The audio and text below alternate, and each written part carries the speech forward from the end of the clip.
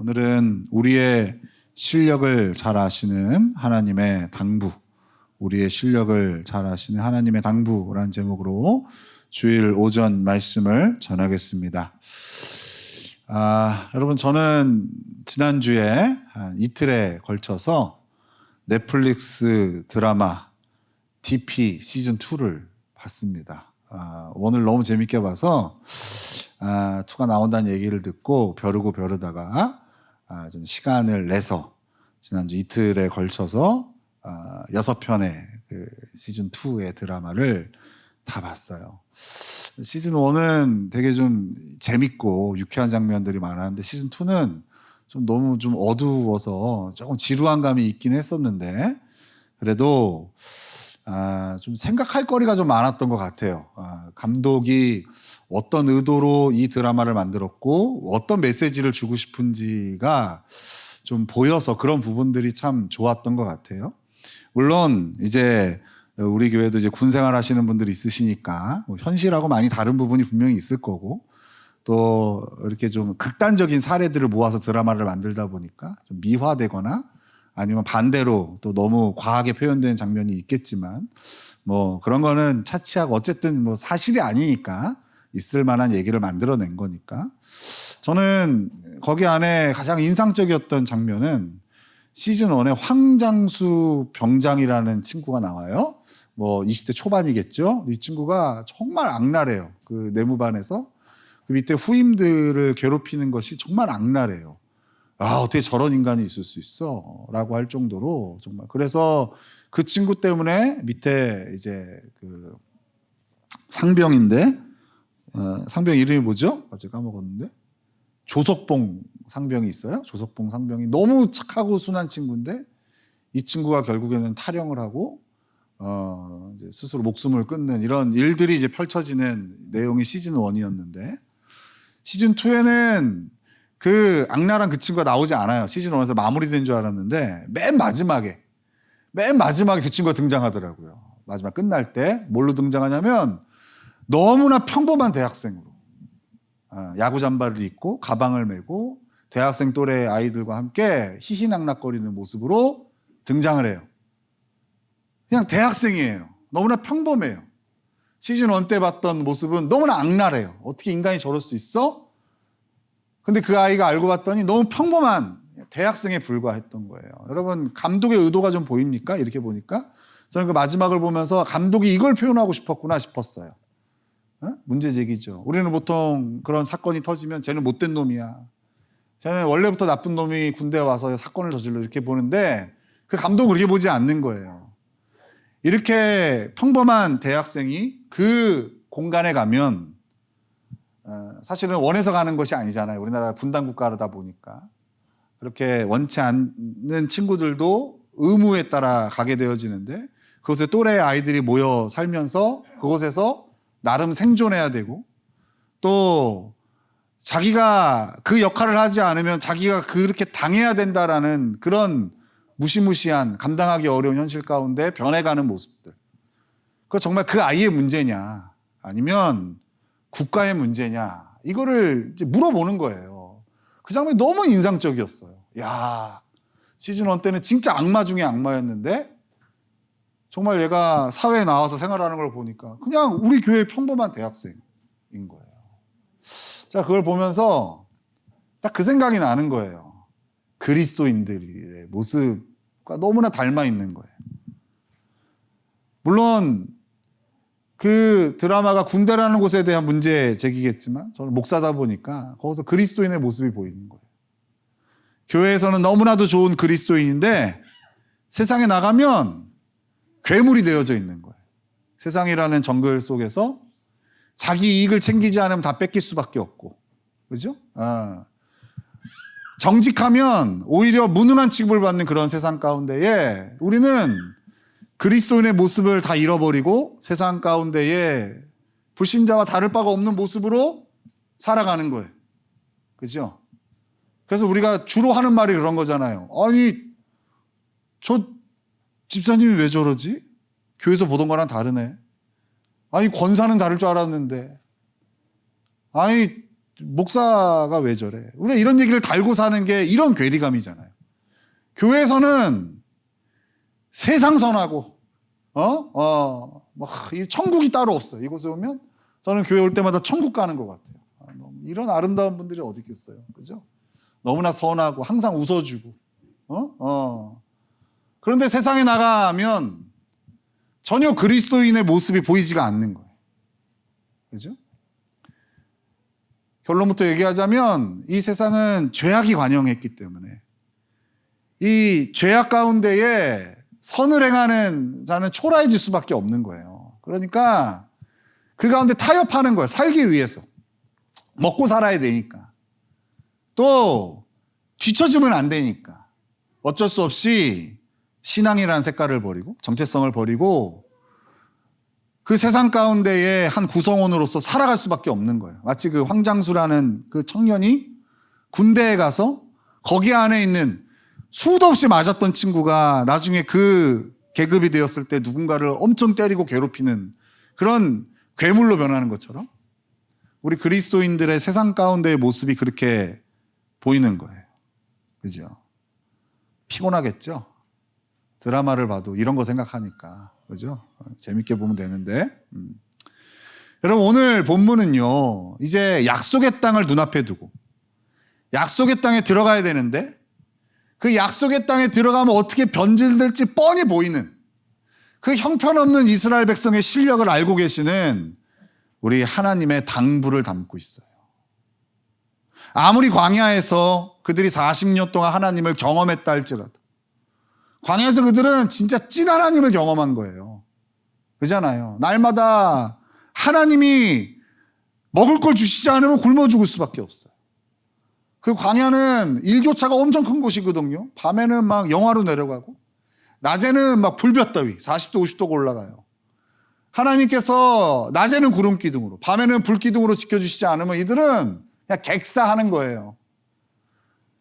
또 그곳에서 진노하시는 하나님도 경험했어요. 하나님 진짜 무서우신 분이구나. 또 하나님께서 얼마나 우리를 인도하시고 보호하시고 또 자비를 베푸시는 분인지를 그들은 실제로 너무 많이 경험을 했단 말이에요.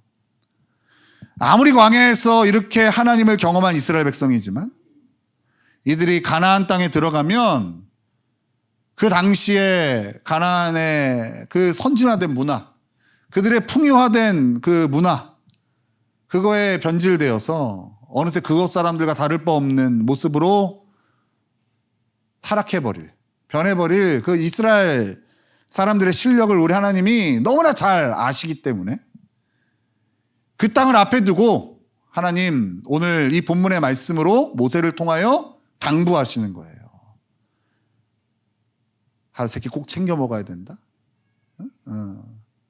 위험한 거에 절대 가면 안 된다.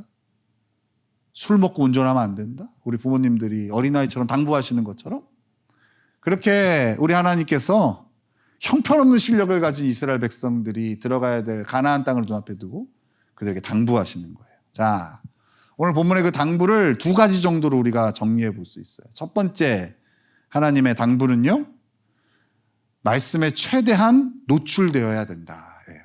뭐라고요? 맞아요. 말씀에 최대한 노출되어야 된다. 얘들아, 너네 실력이 형편없잖아. 아무리 여기 광야에서는 너네가 하나님의 백성 훈련되었다 할지라도 저 가나안 땅에 들어가면 너네 반드시 저들과 그냥 어울려서 저들과 전혀 구별되지 않는 삶을 살아갈 게 뻔하지 않냐. 그러니 말씀에 최대한 노출되어야 된다. 우리 하나님 이렇게 당부하시는 거라고요. 자, 그 당부를 직접 들어볼까요? 18절에서 20절이에요. 18절에서 20절 같이 읽겠습니다. 시작. 이러므로 너희는 나의 이 말을 너희의 마음과 뜻에 두고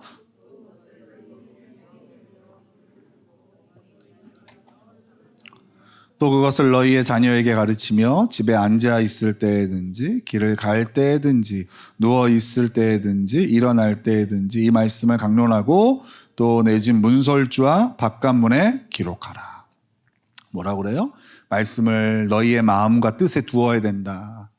그건 보이지 않는 거니까 어떻게 알아요? 그래요? 손목에 말씀을 메고 미간에 표를 붙이고 또 자녀한테 가르치고 집에 앉아있을 때든지 길을 갈 때든지 누워있을 때든지 일어날 때든지 그 말씀을 네 입으로 계속 강론하고 학가다하고 나누고 교제하고 그리고 내 집 문설주와 바깥문에 기록해라. 문을 열 때마다 어디를 들어갈 때마다 말씀을 볼 수 있도록 그 말씀에 노출되어라. 이게 하나님의 당부란 말이에요. 여러분 이스라엘에 가보면요. 그 문을 이스라엘 사람들이 사는 그 문을 열 때마다 가게든 가정집이든 거기에 메주자라는 것이 붙어 있어요. 이름이 메주자예요. 이거는 이스라엘의 가장 오래된 전통인데요. 문패에 가정집과 가게 같은데 문패처럼 이렇게 붙어 있는 거예요.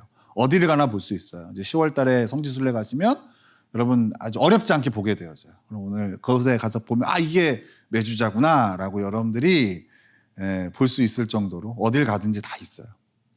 이 메주자 안에는요 성경 구절이 써 있는 종이가 있는데 보통 신명기 6장에 우리가 읽고 있는 신명기 6장에 쉐마 말씀이 적혀 있어요. 이스라엘아 들으라 라고 시작되어지는 그 쉐마 말씀이 적혀 있어요. 이스라엘 사람들은 지금도 문을 열 때마다 이 메주자를 보겠죠. 그죠? 그러면 이스라엘 사람들이요 그 메주자의 손을 잠깐 얹고 기도를 합니다. 잠깐 손을 얹고 기도를 합니다. 수천 년이 된 역사예요. 그죠? 하나님께서 주신 이 말씀부터 시작된 역사니까. 이스라엘 백성들은 문을 열 때마다 지금도 하나님 말씀에 노출이 되는 거예요. 그죠? 그러니까 그들이 영토를 잃었잖아요. 그죠? 수백 년 동안 영토를 잃었음에도 불구하고 그들의 정체성이 흐트러지지 않았던 것이 바로 이 말씀으로부터 시작된 그 정체성이에요. 지금도 그 아랍 국가에 휩싸여 있잖아요. 그죠? 그런데 그들이 유대인들이 똘똘 뭉치니까 그 다른 나라들이 이 이스라엘을 무너뜨리질 못해. 오히려 이스라엘이 그들보다 강해. 그죠? 그 흔들리지 않는 국제 정세에도 흔들리지 않는 정체성이 어디에 나온 거예요? 하나님 말씀에 노출되어지는 그들의 습관에서 나온 거예요. 하나님은 형편없는 이스라엘의 그 실력에 형편없는 실력의 이스라엘 백성이 가나안의 죄악되고 풍요한 문화에 물들지 않을 수 있는 방법이 하나님 말씀에 최대한 노출되는 것이라고 지금 당부하시는 거예요. 그러니까 이거는 꼭 해야 된다. 너 가는 곳마다 말씀을 다 붙여놓고 그리고 그 말씀을 항상 눈여겨보고 그 말씀을 마음에 새기고 그리고 만나는 사람들마다 그 말씀을 나누고 그렇게 살아야 된다? 라고 하는 거예요. 그죠? 여러분의 집에 가면 혹시 이렇게 말씀이 더덕더덕 붙여 있나요? 그런 집이 한 집 있다고 하던데 지금도 그런가요? 영어로 이 하나님의 당부는 오늘날 우리에게도 유효합니다. 세상에만 나가면 옛사람의 형편없는 모습으로 돌아가는 자신의 연약함을 인정하는 사람은 최대한 하나님의 말씀에 노출되려 애써야 돼요. 목사님 나는요 걱정하지 마세요. 저는 흔들리지 않습니다. 저는 세상에 나가도 그리스도인답게 살아갑니다. 뭐 이런 사람이야 문제 없겠지만 지금까지 그렇게 큰 소리치고 잘하는 사람 본 적이 없어요. 정말 절대 믿지 않아요. 목사님 화나는 일 있으면 저를 혼내세요. 제가 목사님의 화풀이 대상이 되어드릴게요. 제일 먼저 교회를 나가시더라고요. 절대 믿지 않아요. 그러니까 여러분 어떻게 해야 돼요? 우리의 실력을 빨리 인정하시고 말씀 앞에 노출되셔야 돼요. 애쓰셔야 돼요. 보통 말씀을 가까이 하는 실력이요 순종의 성적표로 연결되어집니다. 여러분은 하나님 말씀에 얼마나 노출되어 있습니까? 일주일에 한 번 이 예배가 말씀에 노출되어지는 전부는 아닐까요? 이것도 안 되는 사람이 있을 수 있겠죠. 한 달에 한 번, 분기에 한 번, 6개월에 한 번, 아니 1년에 한 번 정도 말씀에 노출되어지고 있다면 아마 세상에서 전혀 그리스도인으로서 살고 있을 가능성이 거의 없겠죠. 그죠? 그냥 세상에 나가면 그냥 불신자의 삶과 전혀 구별되지 않는 하나님께서 우리에게 세상에 빛과 소금의 역할을 하라고 그랬는데 빛과 소금은커녕 거기 가서 다 용해돼 버리는, 그죠? 소금 한 스푼을 떠서 강물로 달려가는 꼴인 거죠. 여러분 여기 조종천에, 여기 천이잖아요, 그죠? 거기에 여러분 집에 있는 소금을 들이부으면 짠맛이 납니까? 그죠? 딱 그게 우리의 모습 아니겠어요? 그 정도 실력인 거예요. 그래서 우리는 말씀 앞에 항상 이런 단어들을 붙여야 돼요. 날마다, 항상, 주야로, 그죠? 이런 단어들을 붙여야 돼요. 하나님 말씀에 이 정도는 노출이 돼야 돼요. 하나 더 붙였으면 좋겠어요. 지금 생각난 건데. 쉬지 말고. 너무한가요? 쉬지 말고. 말씀에 노출돼야 되는 거예요. 하나님의 말씀은 우리를 순종의 열매로 인도합니다.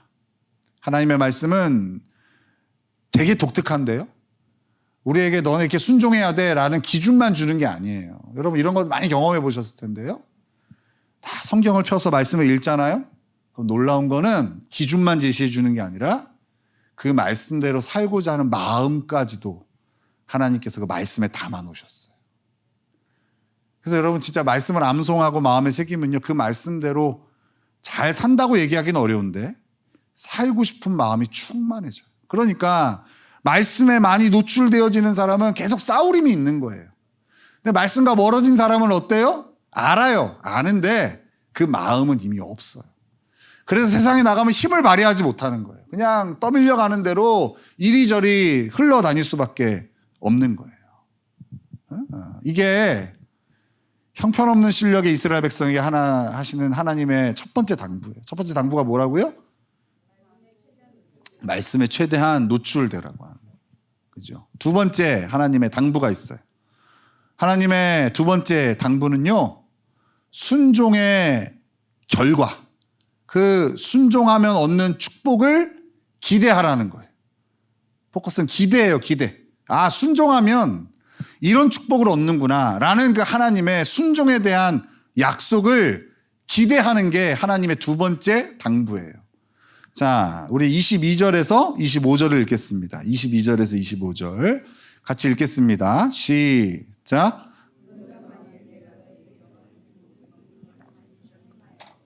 너희 하나님 여호와를 사랑하고 그의 모든 도를 행하여 그에게 의지하면 여호와께서 그 모든 나라 백성을 너희 앞에서 다 쫓아내실 것이라. 너희가 너희보다 강대한 나라들을 차지할 것인즉 너희의 발바닥으로 밟는 곳은 다 너희의 소유가 되리니 너희의 경계는 곧 광야에서부터 레바논까지와 유브라데 강에서부터 서해까지라. 너희의 하나님 여호와께서 너희에게 말씀하신 대로 너희가 밟는 모든 땅 사람들에게 너희를 두려워하고 무서워하게 하시리니 너희를 능히 당할 사람이 없으리라. 아멘. 여러분, 만약에 우리가 다시 학창시절로 돌아갈 수 있는 기회가 주어진다면 아마 가장 많은 사람들이 이렇게 대답할 거예요. 아마 내가 다시 예전 고등학교 시절로 돌아간다면 나는 열심히 공부하고 싶다라고 말하는 사람이 다는 아니겠지만 꽤 많은 수를 차지할 거예요. 왜냐하면 성인이 되어 보니까, 사회에 나와 보니까 학창시절에 열심히 공부한 친구들이 얻는 기회가 그렇지 않은 사람보다 훨씬 더 많고 크기 때문에 그래요. 경험해 보니까 그렇더라. 고등학교 3년 동안 잠 안 자고 안 놀고 공부한 결과가, 우리나라는 아무래도 학벌 사회다 보니까 그 3년 바짝 한 아이들이 향후 몇십 년을 통해서 그 결과를 우려먹는 이 사회를 바라보면서, 그죠? 나중에 정신 차리고 아, 내가 열심히 살아야겠다라고 한 아이들은 그 3년의 격차를 잘 못 따라잡더라고요. 연봉부터, 주어지는 기회부터. 그러니까 그런 것들을 맛본 사람들은 그럴 일은 없겠지만 다시 만약에 돌아갈 수 있다면 나는 공부 열심히 해서 서울대를 갈 거야. 아마 이렇게 얘기를 할 거예요. 그죠? 서울대 안 나오면 출세도 못하는 이 더러운 세상. 막 이러면서, 그죠? 다시 돌아간다면 공부를 열심히 해야겠다. 아마 이렇게 생각할 거예요. 그래서 우리가 다시 돌아갈 수는 없으니까 어떡하죠? 우리의 자녀들에게 나는 열심히 공부 안 했지만 너는 열심히 해야 돼 라고 닥달하는 거죠. 좋은 예가 있잖아요. 너 공부 안 하면 엄마처럼 된다? 이렇게 얘기하는 거죠. 너 공부 지금 열심히 맨날 놀고 싶은 대로 놀잖아? 그럼 엄마처럼 이렇게 긴 시간 일하고 몸 아파 일하면서 돈은 조금 버는 거야. 그렇게 살고 싶어? 그러니까 너 오늘 공부해. 코피 터지게 공부해. 엄마가 공부하는 한 다 줄게. 막 이러면서 닥달하는 거죠. 그죠? 그런데 정작 지금 공부해야 되는 때를 보내는 우리의 자녀들은 부모의 당부만큼 열심히 합니까? 안 합니까? 맞아. 우리 교회도 이 문화예요. 부모의 당부만큼 공부 안 하는 거는 문화예요, 문화. 그죠? 다 이렇게 닥달해도 막 돈 싸들고 막 학원 보내도 공부를 안 해, 그만큼. 그죠? 그래서 저는 과감하게 남의 자식이다 보니까 학원을 포기시켜요. 너 가지 마, 너는. 너는 가봤자 돈만 벌니 가지 마. 해서 끊게 합니다, 막. 못 다니게 해요. 우리 권사님이 좀 손해를 봤을 거예요. 그죠? 못 다니게 막 끊죠. 야, 가지 마. 차라리 그 돈으로 소고기 사 먹어. 안 보냅니다. 부모의 당부만큼 공부하는 아이들을 만나는 건 쉽지가 않아요. 왜 그래요? 지금 놀고 먹고 쉬는 것과 지금 열심히 공부하는 것이 앞으로 얼마나 인생에 큰 차이를 가져다 주는지를 아직 잘 몰라요. 그죠? 그러니까 이딴 소리 하는 거죠. 공부가 밥 먹여줘? 이놈의 자식들아. 좋은 대학 가면 더 많은 밥을 먹을 수 있단다. 아무리 얘기를 해도 들은 척도 안 해요. 난 나중에 부자 될 거야. 돈 많이 벌 거야. 근데 지금 되게 게을러. 이상하잖아요. 여러분 지금부터 부지런히 돈을 벌고 기술을 쌓는 사람이 나중에도 부자 되는 거지.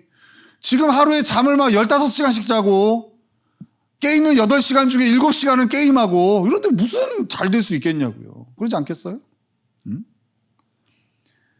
이와 같이 하나님은 약속의 땅에 들어가면 하나님께 순종하지 못하고 가나안 사람들처럼 되어버릴 그 실력의 이스라엘 백성에게 나한테 순종하면 너 이런 축복을 얻어 라고 말씀해 주신 거예요. 쉽게 예를 들어서 그런 거예요. 너 좋은 대학을 가. 그럼 다 성공하는 건 아니지만 좋은 기회를 얻을 수 있어. 연봉의 출발점이 달라.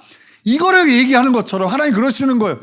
너 나한테 순종하면 내가 이런 복을 줄게. 내가 이거 보장해 줄게. 한 말씀이 오늘 아까 읽었던 말씀이에요.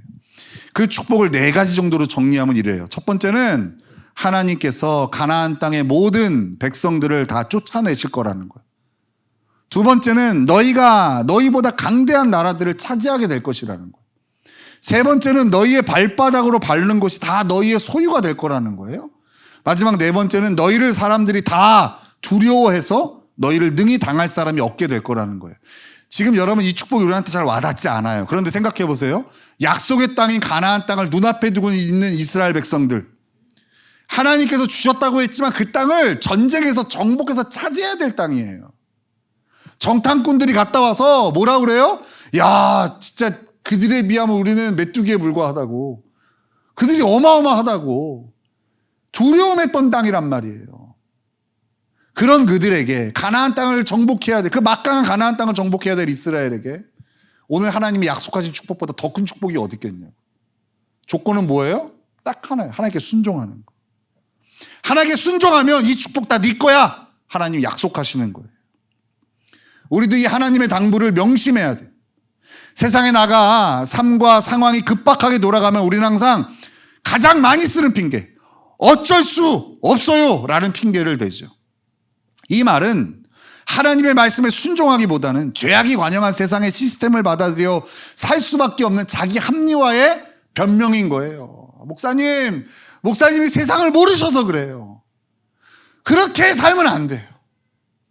목사님, 교회에서 그렇게 사시니까 그렇지. 세상에 나가보세요. 정글이에요. 그곳에서 어떻게 정직하게 살고, 그곳에서 어떻게 성결하게 살고, 그곳에서 어떻게 남을 배려하며 살 수 있겠어요. 어쩔 수 없어요. 세상이 만만치 않아요, 목사님. 이게 항상 우리가 되는 핑계잖아요. 근데 하나님은 그렇게 말씀하시는 거예요. 그렇게 하면 안 된다. 단호한. 그거는 망하는 길이라. 너네가 축복받고 잘 되는 유일한 길은 내가 너희에게 명한 말씀에 순종하는 거야. 그걸로는 안 되니까 뭐라 그래요? 그 순종하면 얻게 될 축복을. 너네가 지금 소원하는 거 있지. 그거 가나안 사람들과 타협하고 그들과 협상해서 얻을 수 있는 게 아니야. 근데 그들은 그렇게 합니다. 가서도 진멸하라는 명령을 뒤로 하고 그들과 적당히 타협하고 어서 눌러 앉으려고 그래요. 그들도 살고 나도 사는 방법을 택해요. 그거는 방법이 아니라고 단호히 얘기해요. 거기서 니네가 정착할 수 있는 유일한 길은 하나님께 순종하는 길이에요. 그걸 하나님 그들에게 말씀해 주시는 거예요. 나한테 축복하면 이런 복을 줄게 라고. 우리는 하나님이 약속하신 이 순종의 축복을 기억하고 그 축복을 기대하면서 우리는 이 영적 싸움을 싸워야 돼요. 하나님이 주신 그 축복에 대한, 그 순종하면 축복해 주실게라는 그 약속에 대한 기대가 없이는 우리는 영적 싸움을 싸울 수 있는 동력이 없어요. 하나님은 성경 구석구석에 순종하면 얻게 되어지는 축복의 약속들을 기록해 놓으셨어요. 제가 소개해 드릴게요. 여러분 잘 아시는 말씀들이에요. 요한복음 15장 7절에 보면 너희가 내 안에 거하고 내 말이 너희 안에 거하면 무엇이든지 원하는 대로 구하라. 그리하면 이루리라 그랬어요. 하나님께 순종하면 너희가 원하는 모든 걸 내가 다 들어줄게 라고 말씀하시는 거예요. 잠언 3장 5, 6절에는 이렇게 말씀하세요. 너는 마음을 다하여 여호와를 신뢰하고 내 명철을 의지하지 말라. 너는 범사의 글을 인정하라. 그리하면 내 길을 지도하시리라. 하나님께 순종하면 우리의 길을 지도해 주신대. 우리 하나님께서. 잠언 3장 10절 11절에서 이런 말씀이 있어요. 내 재물과 내 소산물의 처음 익은 열매로 여호와를 공경하라. 그리하면 내 창고가 가득히 차고 내 포도즙들의 새 포도즙이 넘치리라. 야, 너네 좋아하는 돈 있잖아. 돈 좋아하잖아. 기도하면 맨날 돈 구하잖아. 내가 줄게. 풍요롭게 해줄게. 풍성하게 해줄게. 근데 조건은 딱 하나야. 나한테 순종해야지. 세상의 방식으로 안 돼. 그건 주어져도 독이야. 그러니 나에게 순종해. 그러면 내가 너희에게 망하지 않는 물질을 줄게 라고 하나님 약속하시는 거예요. 중요한 건 하나님은 당신의 약속을 한 번도 어긴 적이 없으신 분이라는 사실이에요. 하나님은 당신의 약속에 얼마나 신실하게 행하시는 분이신지를 성경에 다 기록해 놓았어요. 그래서 여러분 말씀을 첫 번째랑 연결되어지는데요. 말씀을 많이 노출돼야 돼요. 그 말씀을 통해서 성경에 기록된 그 하나님께서 얼마나 신실하게 당신의 약속을 성취해 가시는 분인지를 우리가 많이 봐야 돼요. 그래야 믿음이 자라요. 그래야 하나님 이렇게 아무리 순종하면 복을 줄게 라고 약속하셔도 믿지 않으면 답이 없거든요. 믿어지게 되는 거란 말이에요. 우리가 죄악이 관영한 세상에 나가 세상에 물들지 않고 하나님의 백성답게 살 수 있는 방법이 바로 이 하나님이 약속하신 순종의 결과, 즉 하나님께 순종하면 어떤 축복을 받게 되는지를 잊지 않고 기억하는 거래요. 기억하는 거. 그리고 더 나아가서 기대하는 거. 그래, 내가 지금 이렇게 힘들지. 내가 이렇게 하나님 말씀대로 사는 게 너무나 힘들지만 내가 이렇게 살면 하나님 주신다고 약속하셨어 라고 기대하는 마음, 그 기대하는 마음이 오늘의 영적 싸움을 싸우게 한다고요. 세상의 가치관에 물들지 않는 싸움을 싸우게 한다고요. 이 싸움을 그치면 어떻게 돼요? 세상과 똑같아요. 그냥 나가도 사람들이 놀라워하죠. 너 교인이었어? 그러면서 서로 위로하죠. 사실 나도 집사야. 그러면서 서로, 그죠? 술잔을 기울이며, 그죠? 주집사 뭐 그러면서 하는 거죠. 뭐 아니겠어요? 정리해 볼까요? 하나님은 세상의 빛과 소금의 역할을 감당하라고 우리를 세상에 보내세요. 그 목적으로 우리를 구원하셨단 말이에요. 그런데 우리는 오히려 세상에 물들어 빛과 소금의 역할은커녕 세상 사람들과 별다를 바 없는 인생을 살아가는 형편없는 실력을 가지고 있어요.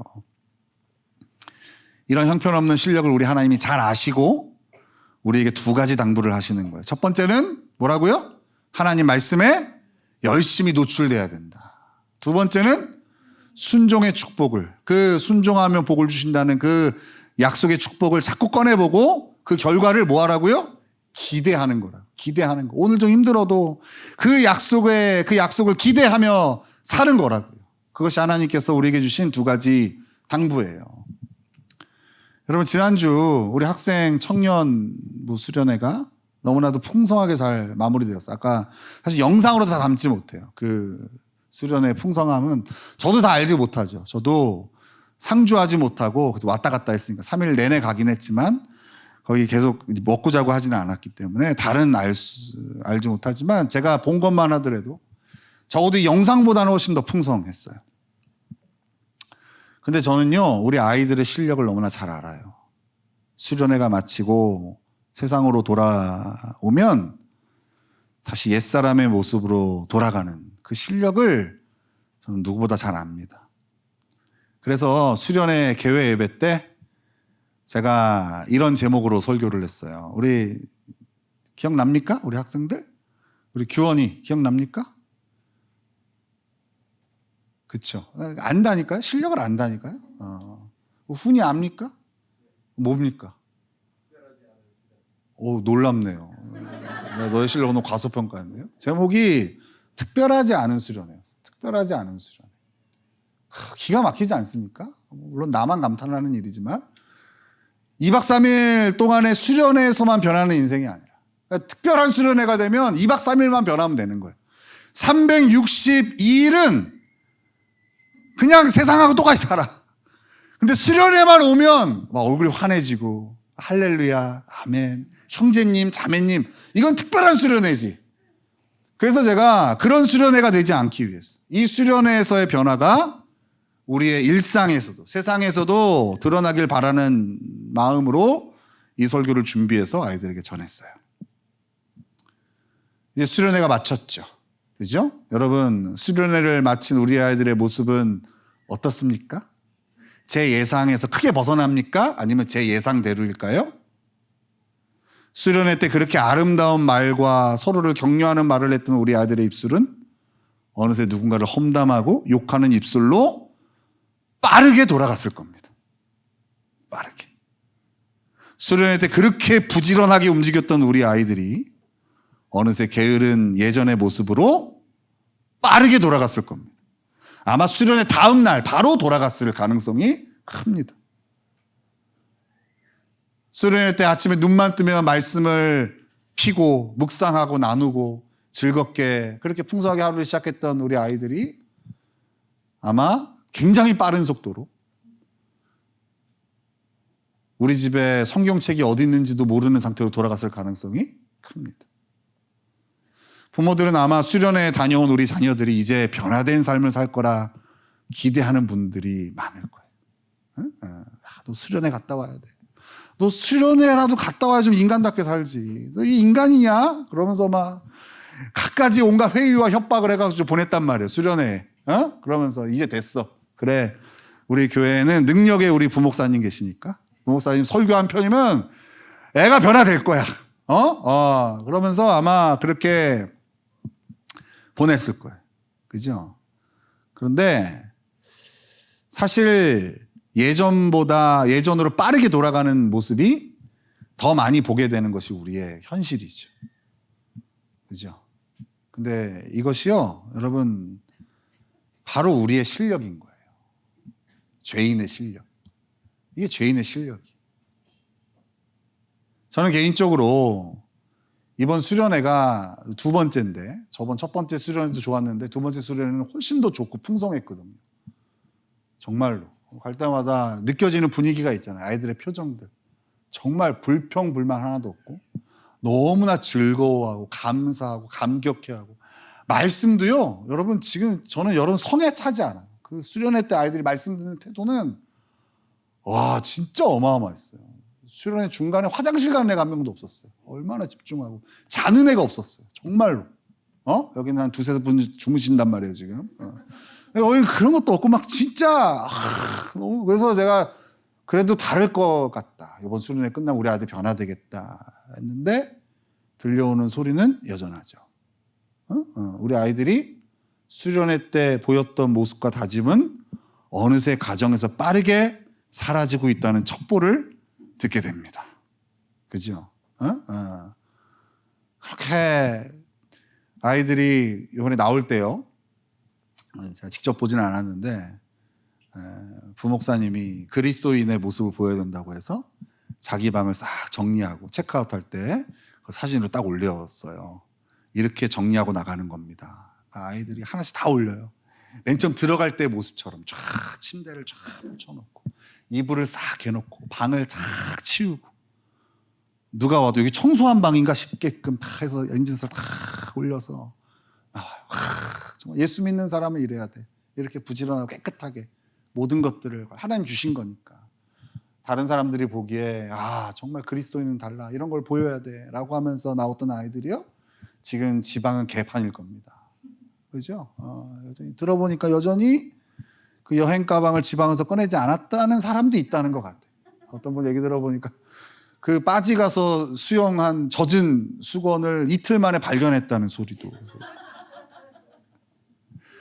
그리고 그렇게 친절하던 아이들이 집에만 가면은 부모한테 함부로 말하고, 막 짜증을 내고, 이걸 막 당연하게 하고, 이런 첩보들이 들려오죠. 누구한테 들려오겠어요? 엄마들이 저한테 얘기하는 거죠. 목사님, 이게 뭡니까? 수련회 가면 변할 줄 알고 보냈는데, 이게 뭡니까? 이렇게 하루 만에 돌아올 거라고 생각했으면, 목사님 12만 원 환불해 주세요. 막 이런 분들이 있는 거죠.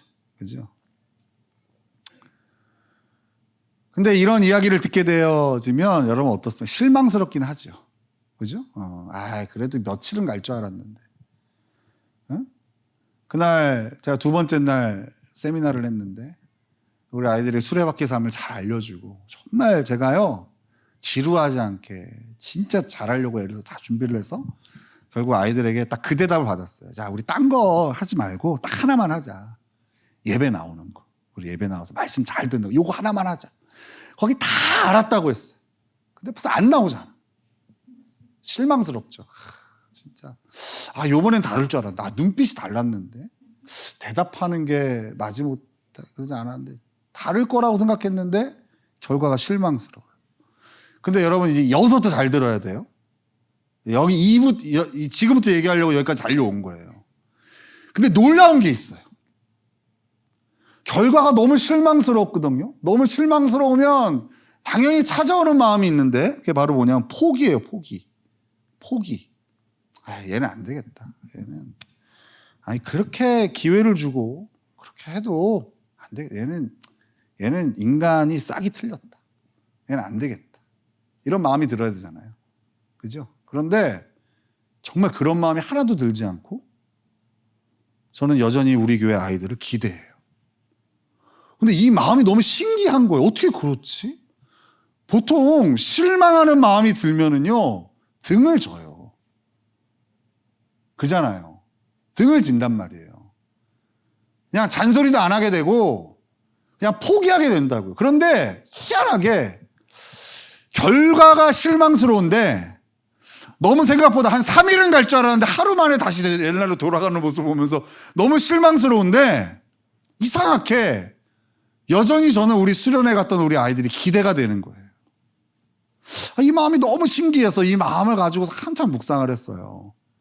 그랬더니 이 마음이 하나님으로부터 온 마음이라는 걸 알게 된 거예요. 이 마음이 어디서부터 온 거라고요? 하나님은요, 우리의 형편없는 실력을 아세요. 그래서 우리한테 실망하기도 하세요. 그래도 하나님은 항상 우리를 기대하세요. 이게 중요한 거예요. 하나님도 실망하신다니까요. 진짜 박권사 그럴 줄 몰랐어. 박권사 없죠, 우리 교회. 주권사 그럴 줄 몰랐어. 박집사 그럴 줄 몰랐어. 우리 하나님도 그런다고요. 실망하신다고요. 야, 너 나한테 잘하겠다고 다짐했잖아. 회개하겠다고 그랬잖아. 근데 결과가 뭐야? 우리 하나님 실망하신다. 아무렇지도 않으신 분이 아니에요. 근데 우리 하나님은 그런데도 기대하세요. 등을 돌리고 포기하시는 게 아니라 기대하셔. 여전히 기대하셔. 하나님은 이스라엘 백성에게 그러셨어요. 이스라엘 백성들이 얼마나 낙제점의 성적표를 하나님께 매번 갖고 오잖아요. 하나님 매번 실망시켜드리잖아요. 근데 우리 하나님 보면 근데도 기대해. 요번엔 다르겠지. 요번엔 다를 거야. 그래, 광야에서 이렇게 속삭였지만 그래도 가나안 땅 가면 은혜를 알고 달라지겠지. 근데 가나안 땅 들어서 또 개판을 쳐. 그게 사사기의 역사잖아요. 다 지 소견대로 옳은 대로. 하나님 됐어요 이제. 내가 알아서 할 테니까 좀 놔두세요. 그게 사사기의 역사예요. 근데 하나님 계속 또 그들에게 선지자를 보내서 돌이키게 하세요. 그래서 또 그들이 왕 주면 변할게요. 그래가지고 또 왕을 줘요, 하나님이. 그래, 요번엔 기대하마. 내가 이 왕을 줄 테니까. 진짜 왕이 누구라는 사실을 기억하고 이 왕을 나를 잘 섬겨라라고 줬는데 성적표가 어때요? 또 실망스럽죠. 근데 하나님은 여전히 그 기대를 해, 이스라엘. 그래서 누구까지 줘요? 자기 아들까지도 내어줘요. 그래, 아들을 내가 보낼 테니까 그러면 이제 내가 너를 얼마나 사랑하는지 알겠지? 그럼 변화되겠지. 기대하신다니까요, 계속. 기대하세요. 그런데 그 아들을 어떻게 해요? 십자가 못 박고 죽여버리잖아요. 근데 놀라운 건 뭔지 알아요, 여러분? 지금도 하나님은 그 이스라엘을 기대하세요. 여러분, 지금 그 이스라엘은요, 구원자 되시는 예수님을 인정하는 인생들이 1%가 채 되지 않는 민족이 돼버렸어요. 근데 저는 하나님의 기대가 느껴져요. 하나님 여전히 기대하세요. 수많은 선교사들에게 그 유대인들을 향한 마음을 주셔서 지금도 진짜 험지예요, 그곳은. 여러분, 유대인 선교가요, 진짜 어려운 거예요. 안 변하거든요. 그런데 그 변하지 않는 곳에 계란으로 바위치는 곳에 하나님 마음 주셔서 그 마음을 주셔서 가는 선교사님들이 있어요. 정말 귀해요. 저는 그걸 보면서 여전히 기대하시는 하나님을 발견해요. 여전히 기대하셔. 근데 이스라엘 백성에게 그렇게 여전히 기대하시는 하나님이요, 우리에게도 똑같아요. 우리에게도 똑같이 하나님이 똑같이 하시는 거예요. 하나님은 했던 말 또 하시면서 당신의 백성들에게 당부하시는 거예요. 여러분, 오늘 여러분 집에 가서 신명기 읽어보세요. 이 같은 말씀이 여러 번 나와요. 제가 자꾸 암송한 것만 해도 3개예요. 신명기에서만. 뭐겠어요? 포기하지 않았다는 거예요. 실망스럽긴 하지만 여전히 기대하니까 잔소리하는 거예요. 여러분 자녀들 잘 보세요. 부모님들이 맨날 공부하라 그러고 스마트폰 그만하라 그러고 그 얘기는 뭐냐? 다른 말로 얘기하면 아직 기대한다는 얘기예요. 변화되기를. 기회가 있으니까. 근데 딱 그 순간이 와요. 됐다. 야, 네 인생 살아. 그럼 뭐예요? 포기한 거죠, 그냥. 포기. 그냥 짐승 대하는 거예요, 이제. 내 자식이지만 밥 세끼 주고 뒤룩뒤룩 살이나 쪄서 알아서 그냥 짐승처럼 살아라. 그건 진짜 최종이에요. 진짜 수년 동안 아무리 해도 안 될 때 부모지만 그런 마음을 가지게 되겠죠. 근데 여러분, 우리 하나님은요, 그러지가 않으세요. 여전히 기대하세요. 여러분, 제가 매주 이 강단에 서서 하나님 말씀을 선포할 수 있는 힘이 바로 여기에 있어요. 해도 변하지 않는다는 절망감이 아닌, 이번에는 변할 것이라는 그 기대하는 하나님의 마음이 내 안에 있어요. 하나님 내게 주셨어. 내가 여러분 기도할 때마다 이거를 진짜 기도를 많이 해요. 하나님 좀 하나님 마음을 좀 주세요. 새벽마다 기도하거든요. 근데 진짜 하나님이 주셨어요. 그 마음. 너무 실망스러운데 여전히 기대하는 마음. 이 자리에 서서 이런 말씀을 전하면 우리 성도들이 깨닫고 은혜 받아서 정말 변화되겠구나, 그런 기대감을 갖고 이 자리에 서요. 근데 여러분들이 한 주 살면서 갖고 오는 성적표는 진짜 너무 볼품이 없어. 벌써 들어오는 표적의 성적표가 낙제야, 낙제. 아무리 하나님 말씀하셔도 듣지도 않아. 그냥 세상이 말하는 거에 귀 기울이고 그거 묵상하고 혼자 상처받고 막. 정말 나는 안 되나 봐요. 그러면서 오는 성적표를 볼 때마다 너무 실망스러운데, 놀라운 건 뭔지 알아요? 근데 기대가 돼. 그래, 이번 주에는 내가 그러면 이런 말씀을 준비해요. 이번 주. 제가 어제도 잠을 한숨도 못 잤어요. 설교가 잘 마무리가 안 돼서 뜬 눈으로 밤을 새다가 새벽에 다시 일어나서 다시 정신 차리고 다 하나님 마음 주셔서 다 해서 왔어요. 어떤 마음으로 나왔겠어요? 야, 이거 들으면 우리 이용협 집사 진짜 변하겠다, 이 마음을 갖고 와요. 진짜로 서서 이거 들으면 다 뒤집어지겠다. 진짜 우리 수련회 갔다가 와서 다시 흐지부지 된 애들 다시 부지런해지고 다시 주의 말씀 앞에 서겠다, 이 기대감을 갖고 와요. 근데 이 마음이 특별한 마음이더라고. 이게 하나님 아버지의 마음이에요. 여러분, 만약에 하나님의 그 마음이 나한테 없다면 벌써 제가 10년 됐어요. 여러분, 설교를 수백 편을 했어요. 아마 이쯤 되면 이렇게 해야 돼요. 그냥 여러분, 신명기 11장 피세요. 알아서 읽고 집에 가세요. 그러면 돼요.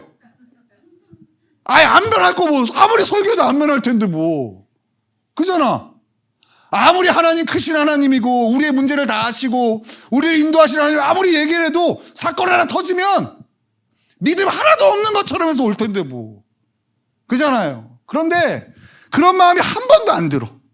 정말 여기 섰을 때는 기대하는 마음이 있다니까. 이거 들으면 진짜 와, 우리 드디어 규원이가 깨지겠구나. 이 마음을 갖고 서요.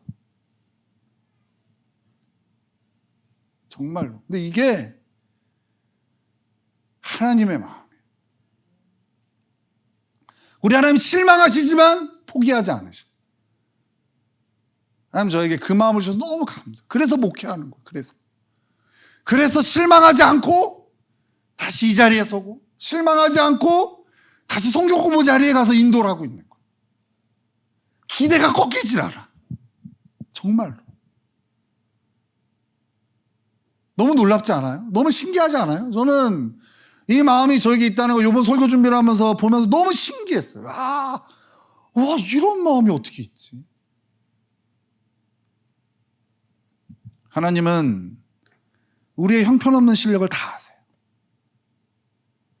항상 우리는 실망스러운 결과물을 하나님께 보이지만 오늘 제일 중요한 포인트. 하나님은 그런 우리를 항상 여전히 기대하신다.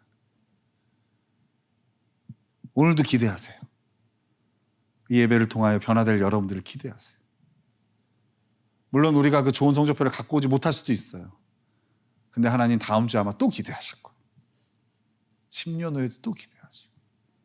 우리는 10년쯤 하면 변하지 않으면 막 실망하고 낙심하고 그런 사람들이 있어요. 진짜 목사님 저는 아닌가 봐요. 저는 더 이상 기독교의 도를 닦는 건 아닌 것 같아요. 그래서 가시는 분들이 있어요. 진짜로 자기가 안 변해서.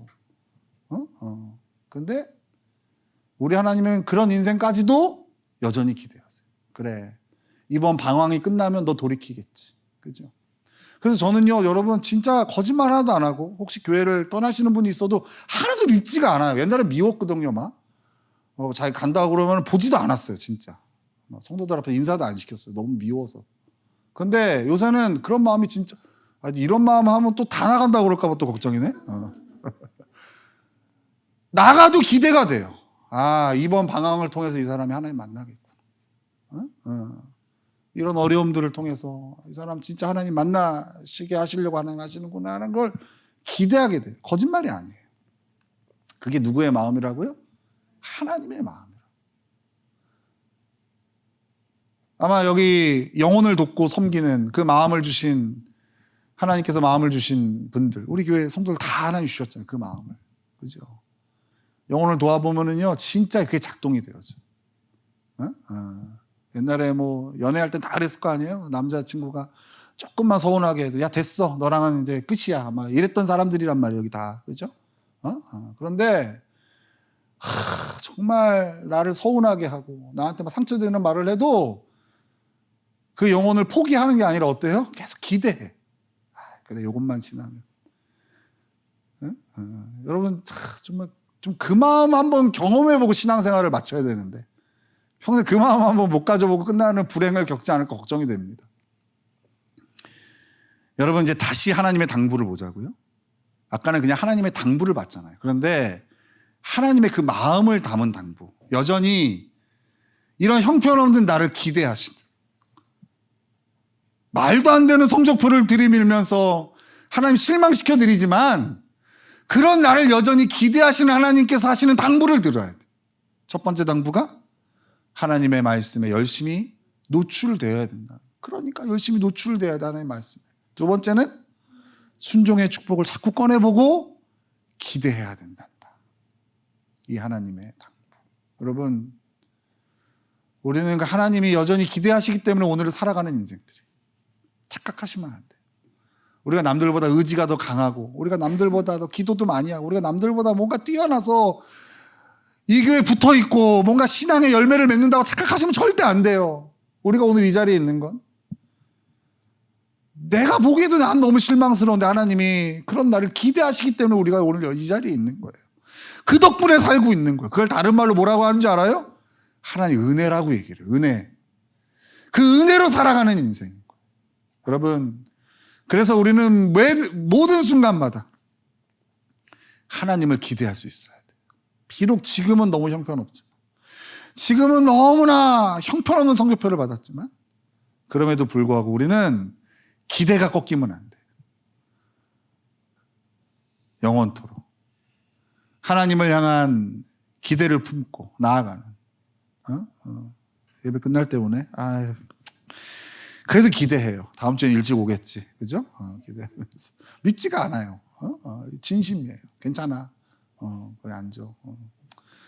그런 우리 성도 여러분들 되시기를 예수님의 이름